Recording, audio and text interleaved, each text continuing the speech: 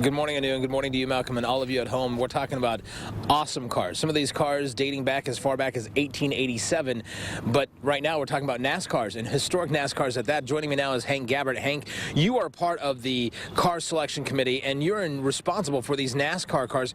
Talk a little bit about these. These are older cars. Yes, they are. They're vintage NASCAR race cars, and we brought them here to let the public see what NASCAR was about in the earlier years. These are actually what some of us refer to as door slammers. The cars that they bought from the factory and modified themselves and raced in NASCAR. Of course, that's long gone from today's cars that are racing in NASCAR. But this gives you an idea of what the guts of it. And that's the guts and the glory, the stories about the cars, the history of the cars. They have actually a life of their own. And the owners are very proud to own these cars and display them.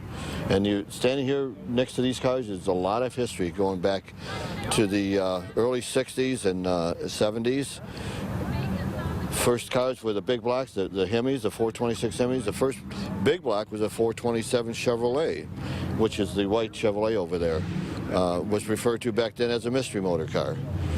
And we know that they'll enjoy seeing these. You don't see them today. You go to NASCAR today and you see replicas of the cars that are coming out from the factory and not actual cars. So I think you can appreciate you standing here looking at these cars, what this history is about. And you have to come out and see these cars to really appreciate them. And people can do that. I mean, this is open to the public. When does the show actually open? 10 o'clock today, 10 to 4, and small entry fee.